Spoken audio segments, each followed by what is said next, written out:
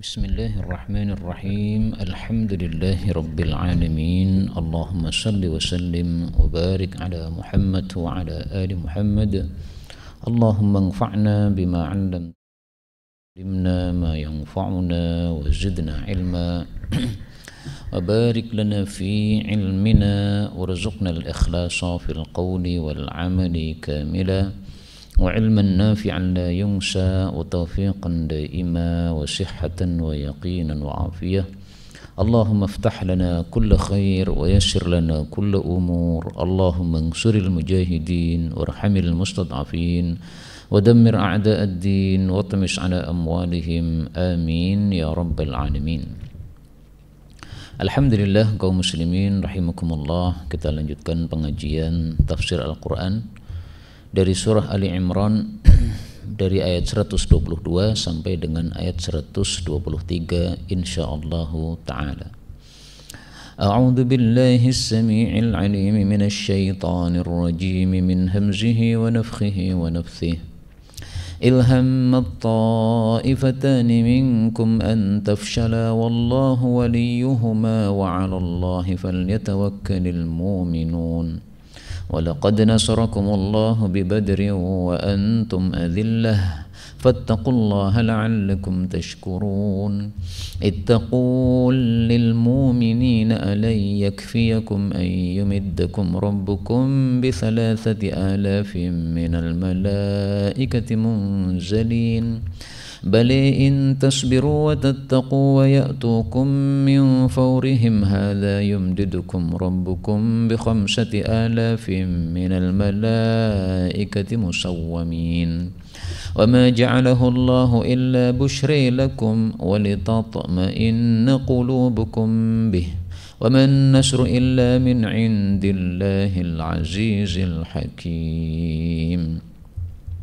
ليقطع طرفا من الذين كفروا أو يكبدهم فينقلبوا خائبين ليس لك من الأمر شيء أو يتوب عليهم أو يعذبهم فإنهم ظالمون ولله ما في السماوات وما في الأرض يغفر لمن يشاء ويعذب من يشاء والله غفور رحيم.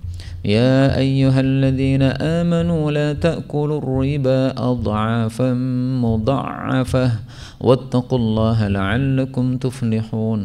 واتقوا النار التي أعدت للكافرين وأطيعوا الله والرسول لعلكم ترحمون. الحمد لله رب العالمين. اللهم ارحمنا بالقرآن آمين.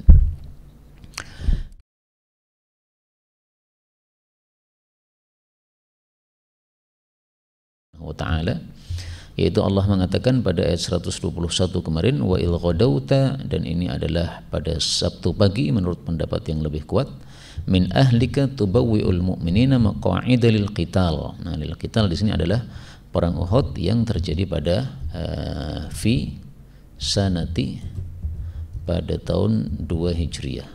Pada tahun apa? 3 Hijriah. Tahun 2 itu yang perang Badar. Nah, kemudian tahun 3 Hijriah itu yang perang Uhud. Allah Subhanahu wa taala mengatakan, ingatlah ketika hamad, ingin, ta'ifatani, 2 kelompok, minkum, dari kalangan kalian, antafshala, bahwasanya menjadi lemah. Wallahu, sementara Allah itu waliyuhuma, adalah wali atau pengurus bagi keduanya. Wa 'alallahi, dan hanya kepada Allah, falyatawakkalul mu'minun, maka hendaklah bertawakal orang-orang yang beriman.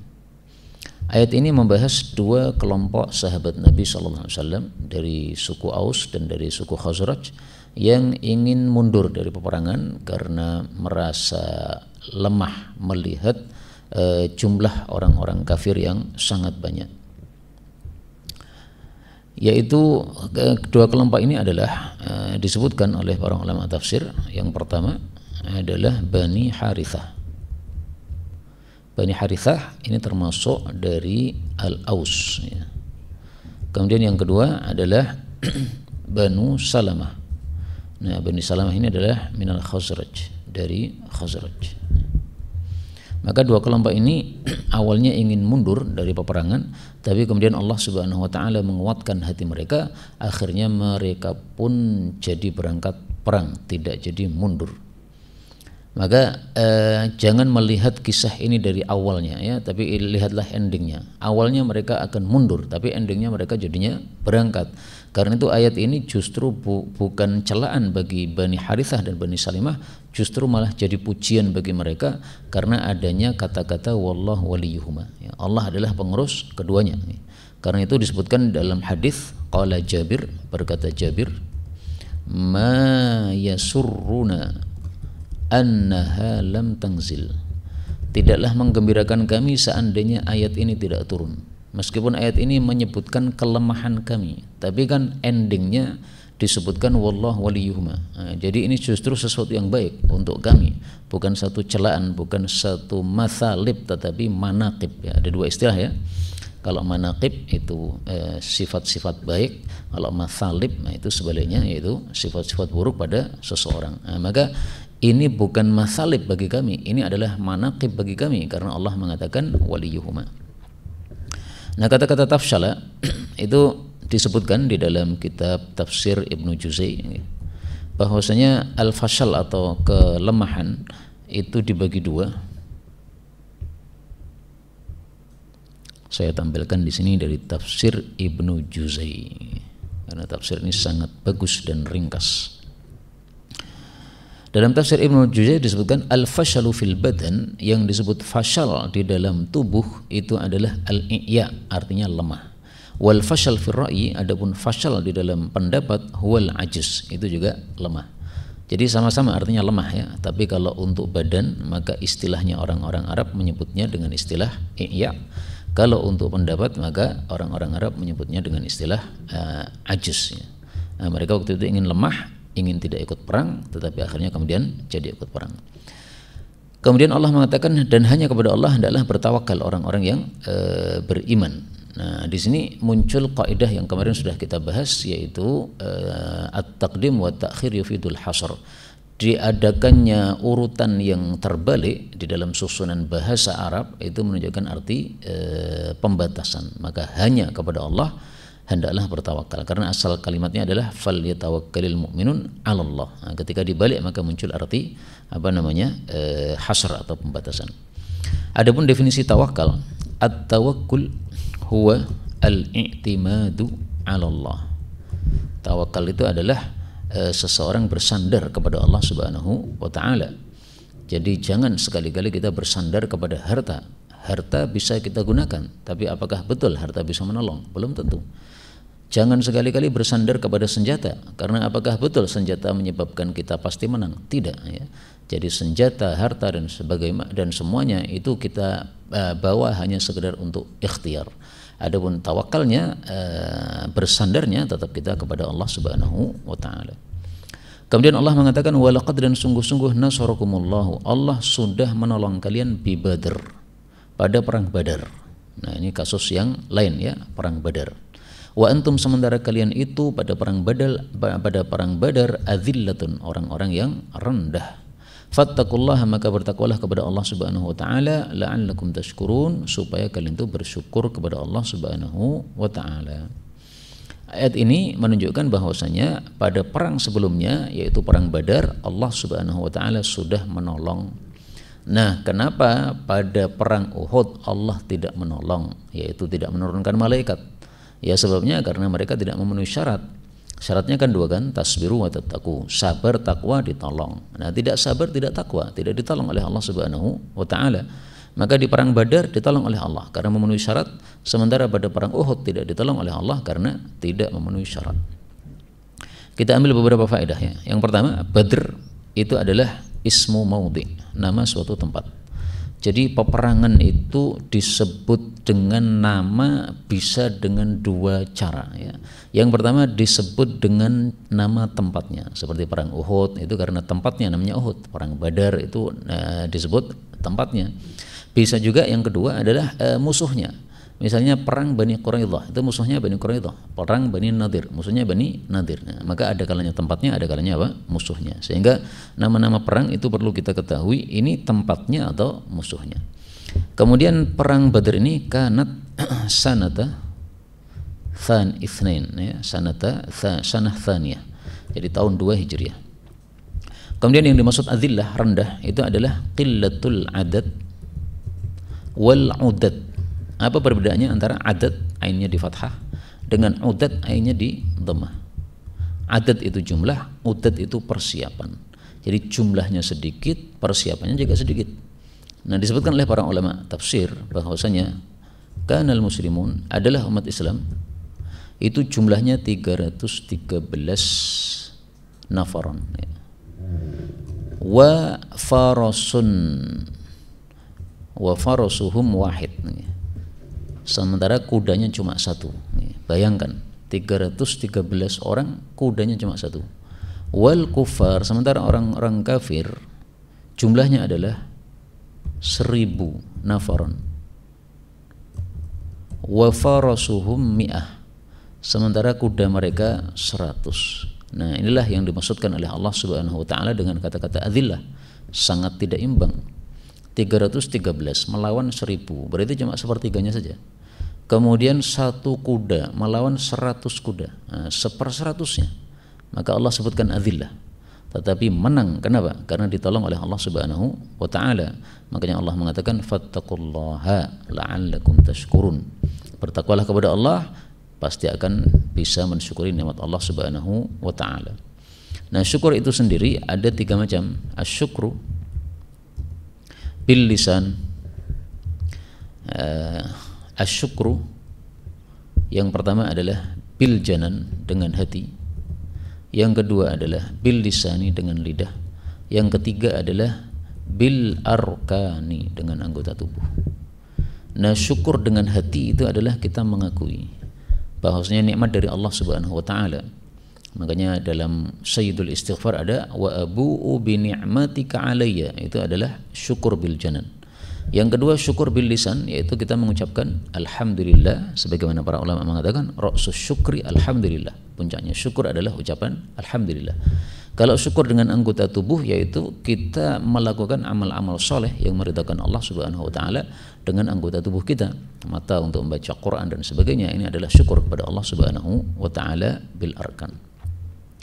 Kemudian Allah mengatakan ittaqulu, ingatlah ketika engkau berkata wahai Nabi lil mu'minin, kepada orang-orang beriman, maksudnya para sahabat, alay yakfiyakum, apakah tidak mencukupi kalian, ayyumiddakum, bahwasanya menolong kalian, rabbukum, pemelihara kalian, bi thalathati alafin, dengan 3000 minal malaikati, dari kalangan malaikat, mungzalin, yang diturunkan, yaitu dari langit untuk ikut serta dalam perang tersebut. Ayat ini menunjukkan bahwasanya Allah Subhanahu wa taala memiliki tentara-tentara yang jumlahnya tidak diketahui selain Allah Subhanahu wa taala, sebagaimana disebutkan dalam ayat yang lain. Allah Subhanahu wa taala mengatakan wa ma ya'lamu junuda rabbika illahu wa ma hiya illa dzikra lil bashar. Allah sebutkan pada surat apa? Al-Mudaththir ya. Ayat yang ke-31. Wa ma ya'lamu junuda rabbika, dan tidaklah mengetahui tentara-tentara pemeliharamu, illahu, kecuali Dia, Allah Subhanahu wa taala. Nah, maka ayat ini salah satu contohnya bahwasanya Allah punya tentara-tentara dari langit, yaitu para malaikat-malaikatnya. Yumidda itu adalah maknanya yang surah ya, menolong, atau makna asalnya sebenarnya menambah, tapi maksudnya adalah dengan menolong. Kemudian mungzalin diturunkan, yaitu minas sama, dari langit, dan ini menunjukkan bahwa para malaikat itu tempatnya di langit, dan mereka tidak akan turun kecuali dengan izin Allah Subhanahu wa taala. Jadi nggak bisa mereka semaunya sendiri mau turun ke bumi, semau mereka pergi-pergi semau mereka, tidak bisa ya, harus izin dulu kepada Allah Subhanahu wa taala. Sebagaimana disebutkan dalam ayat yang lain, wa ma natanazzalu illa bi amri rabbik. Surat Maryam ayat 64, tidaklah kami turun, yaitu dari langit, kecuali dengan perintah Allah Subhanahu wa taala. Nah, makanya santri juga harus beradab sebagaimana para malaikat ya. Di pesantren ya di dalam, jangan keluar-keluar. Mau keluar izin dulu. Kalau tidak izin berarti nggak pernah baca ayat ini. Bagaimana kita disuruh beradab seperti para malaikat ya? Hendaklah kita beradab seperti para malaikat yang disebutkan dalam ayat ini. Kemudian Allah mengatakan bala ya in tasbiru, jika kalian bersabar, wa tattaqu, dan kalian bertakwa, wa ya'tukum, dan mereka datang kepada kalian, min faurihim dari waktu mereka ini, jadi saat ini mereka datang, yumdidukum, akan membantu kalian, menolong kalian, rabbukum, pemelihara kalian, bi khamsati alafin, dengan 5.000 minal malaikati, dari kalangan para malaikat, musawwamin, yang mereka itu diberi tanda. Kalau dibaca musawwimin ya berarti memberi tanda. Maka kalau menerjemahkan ayat itu perlu kita bedakan antara bacaan yang biasa kita baca dengan bacaan yang lain, yang qiraah mutawatirah. Karena sebagian terjemah Quran itu menerjemahkan dengan bacaan yang lain, tidak sesuai dengan bacaan yang tertulis di mushaf. Nah, ini tidak tepat ya. Maka kalau di sini dibaca musawwimin, bukan diberi tanda tapi memberi tanda. Orang malaikat-malaikat yang memberi tanda. Kaum muslimin rahimani wa rahimakumullah, pada ayat sebelumnya Allah sebutkan 3.000, kemudian pada ayat ini Allah sebutkan 5.000. Ini tidak bertentangan. Karena apa? Karena yang 3.000 tadi ucapan Nabi SAW. Jadi Nabi ngeyem-yem mereka. Bagaimana kalau kalian dibantu oleh Allah dengan 3 kali lipatnya orang-orang kafir? Orang kafir kan 3.000, 1.000. Nah, kalau kalian dikasih tambahan oleh Allah 3.000 malaikat, apakah enggak cukup? Ya pasti cukup. Malaikat satu saja mungkin sudah bisa mengalahkan semua orang-orang kafir. Malaikat kan makhluk yang besar. Nah, bagaimana lagi dengan 3.000? Nah, kemudian ternyata Allah Subhanahu wa taala malah menjanjikan 5.000 tapi dengan syarat 2. Yang pertama, tasbiru, sabar, wa tattaqu, dan takwa. Karena itulah para ulama mengatakan pada perang Uhud Allah tidak turunkan malaikat karena tidak memenuhi 2 syarat ini, tidak sabar dan tidak takwa. Mereka disuruh oleh Nabi sallallahu alaihi wasallam, meskipun kami menang yang di bawah, kalian yang di atas jangan turun. Kalau kalian turun berarti tidak mentaati Nabi SAW, berarti tidak bertakwa, dan itu berarti juga tidak bersabar ya, karena sabar itu yaitu menahan diri dalam ketaatan kepada Allah Subhanahu wa taala, maka tidak sabar di dalam mentaati Allah Subhanahu wa taala. Kemudian kita ambil beberapa faedah. Faedah yang pertama, kata-kata faur itu ada 2 makna. Makna yang pertama adalah sa'atihim, waktu mereka sekarang ini. Min faurihim hadza, dari waktu mereka saat ini. Makna yang kedua, min safarihim, mereka datang kepada kalian dari safar mereka ya, karena mereka bersafar dari Mekah kemudian menuju ke medan Badar yang sudah disepakati antara kedua belah pihak. Dan seperti ini disebut lafdzun mushtarak ya. Jadi lafal mushtarak itu adalah satu kata yang punya 2 makna, sehingga boleh diartikan sa'atihim, boleh diartikan safarihim, karena memang punya 2 makna. Nah, paling bagus kita mengambil makna yang paling mudah untuk dipaham oleh orang. Nah, makanya saya tadi memilih kata-kata faur diartikan saat mereka ini karena lebih mudah untuk dipahami ya, dan itu yang lebih populer. Tapi ketika tafsir kita jelaskan, nah, boleh kita tampilkan kemudian 2 makna ini. Kemudian kata-kata bi khamsati alaf tadi sudah dijelaskan ya. La yunaqidu thalathata alaf. Ini tidak bertentangan dengan 3.000 yang tadi sudah disebutkan, karena yang 3.000 itu ucapan Nabi sallallahu alaihi wasallam. Kemudian yang 5.000 ini adalah pemberian dari Allah Subhanahu wa taala. Kemudian musawwimin, ini kalau dibaca musawwamin ya, dibaca fathah, berarti artinya adalah muallamin, mereka itu dikasih tanda. Kalau dibaca musawwi dengan kasrah, musawwimin, nah itu berarti muallimina, mereka memberi tanda kepada siapa? Anfusahum, kepada diri mereka, wa khailahum, dan kuda mereka. Nah, sekarang tandanya malaikat apa? Tandanya malaikat 3 ya. Yang pertama, imamatuhum bayda, mereka pakai sorban-sorban putih, Nah, sehingga orang-orang kafir yang sudah ikut perang Badar, yang kemudian akhirnya masuk Islam, itu mereka kemudian cerita, pas dulu kita masih kafir, kita perang Badar melawan kalian wahai umat Islam, itu ada orang-orang pakai sorban-sorban putih-putih gitu. Itu ternyata malaikat-malaikat yang membantu kalian. Nah, maka orang-orang kafir bisa melihat malaikat-malaikat yang sorbannya putih ini. Kemudian yang kedua, Jibril bi'imamatin sofra. Jibril pakai sorban kuning. Nah, maka sorban kuning untuk laki-laki tidak masalah, tidak ada larangan.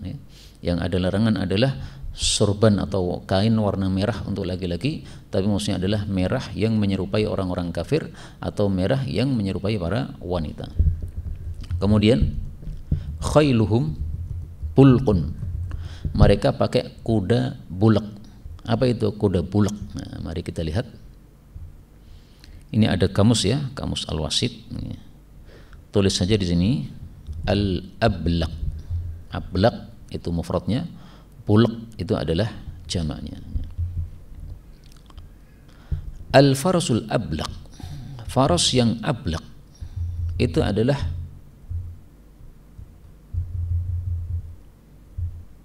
idzil ablaq min dzukuril khail wa huwa bitab' la yahmil. Tayyib, belum ada penjelasan, saya ulangi lagi tulisannya. Nih. Balaqal farasu wa nahwuhu balqan wa bulqah. Kana fihi sawadun wa bayadun. Jadi yang disebut balaqa untuk kuda itu adalah kalau ada hitam dan putihnya. Kemudian fahuwa ablaq, ya, apa namanya, isim fa'ilnya adalah ablaq, kemudian jamaknya bulqun tadi. Itu makna dari kata-kata ablaq.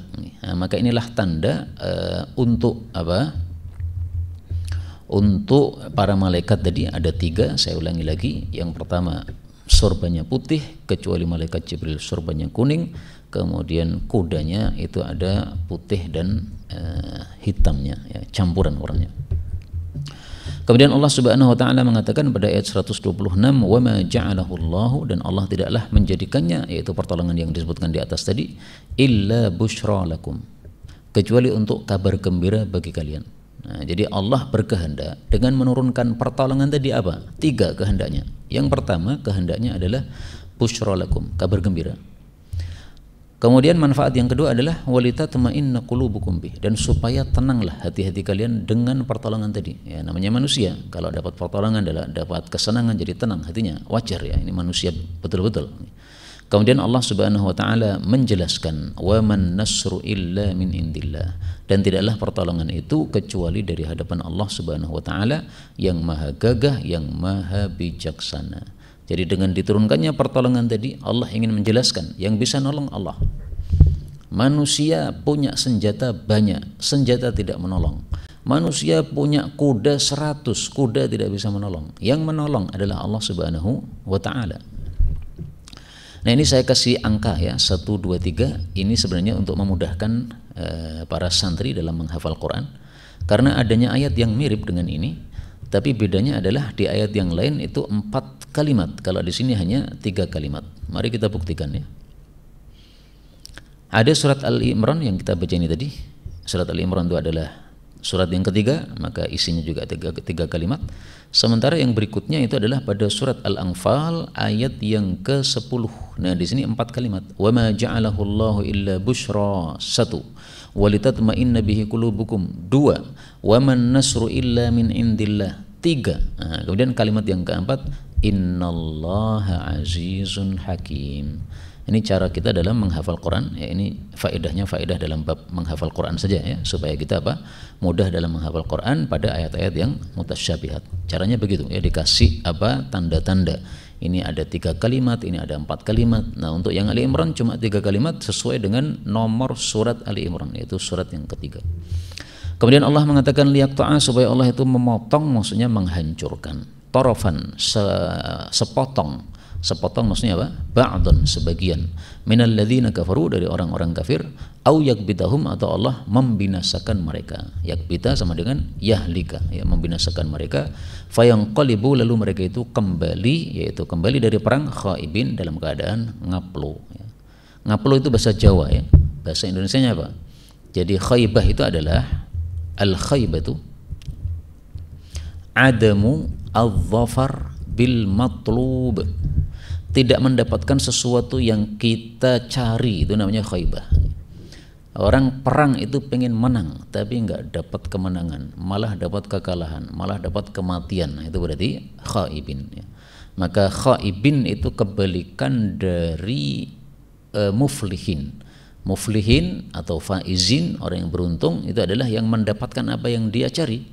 Nah, khaibin itu kebalikan dari hal itu, yaitu tidak mendapatkan apa yang dia cari.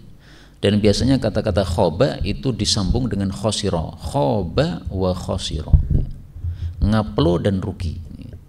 Ini kalau diterjemahkan bahasa Indonesia ya mudahnya rugi dan rugi gitu ya. Karena kata-kata ngaplo itu kalau diterjemahkan bahasa Indonesia susah. Nah, maka rugi dan rugi artinya untuk takkid, bosnya ruginya betul-betul sampai dia tidak mendapatkan apa yang dia harapkan. Kemudian Allah Subhanahu wa taala menegur Nabi Muhammad sallallahu alaihi wasallam. Apa kata Allah? Laisa laka, bukan milikmu, minal amri, dari urusan itu, syai'un, sesuatu pun. Artinya sesuatu pun kamu tidak punya hak dalam urusan itu. Urusan apa? Urusan dalam hal au yatuba alaihim au yu'adzibahum.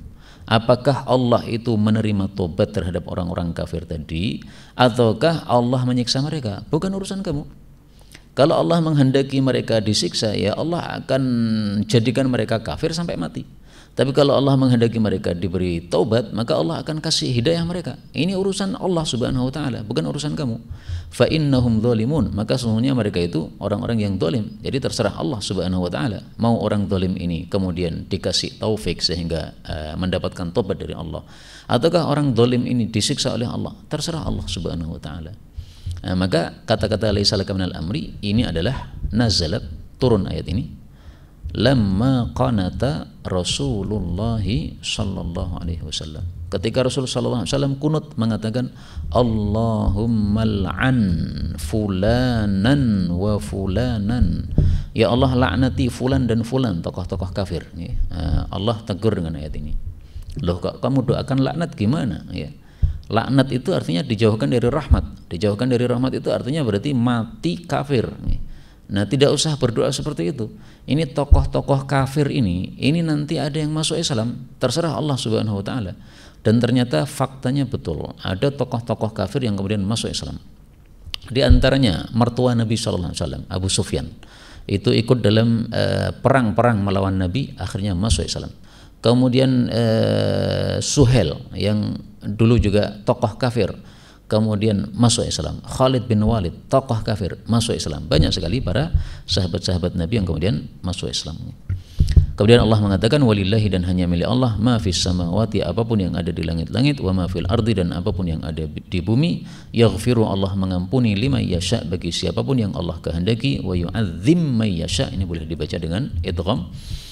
Dan Allah menyiksa siapapun yang Allah kehendaki, wallahu ghafurur rahim, dan Allah itu maha pengampun, maha penyayang.